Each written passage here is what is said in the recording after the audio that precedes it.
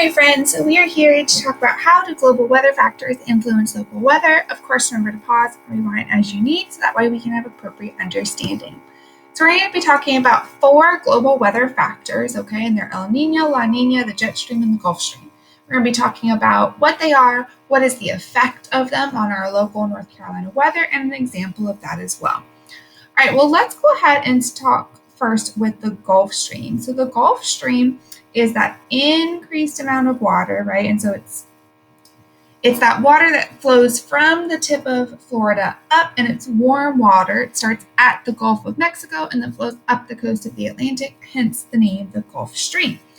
So the Gulf Stream is responsible for those mild winter temperatures like what they have in Florida and also what they have up in like Wilmington, for example, and all of North Carolina. That's why we have those warmer temperatures along those southeastern coasts. Yes, it still gets cold, but it doesn't get as cold as other places because that Gulf Stream is bringing that warm water and that warmer weather.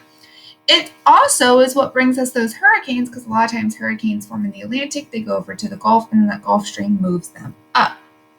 Now, the Gulf Stream should not be confused with the jet stream, and the jet stream is this mass of air that pushes air masses in storms from west to east. So it starts up in the northwestern United States and then it pushes it over to the east. If this dips, that could bring colder weather from the western North Carolina. So a big factor of where we get our air masses and weather depend on where the jet stream is at that time. So then that brings us to El Nino and La Nina. El Nino is when that surface of the Pacific Ocean, remember El Nino doesn't happen all the time, but if we're in an El Nino year, the surface of the Pacific Ocean warms, which means that we're going to have increased precipitation over in North Carolina. So there's less chance for hurricanes, but increased precipitation. So what would be an example of that? Well, increased precipitation. La Nina is the opposite.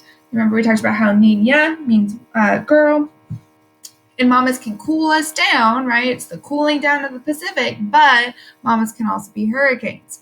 And so that's why with La Nina, the effect is that we have a better chance for hurricanes. We have an increased chance for hurricanes, but then there's also going to be less rain. So even though we're having those hurricanes, there's an increased chance of drought, which means that we might have a drought year. All right, friends, make sure to pause and rewind as you need. And of course, use any of your Seesaw vocabulary to help you with our practice activities.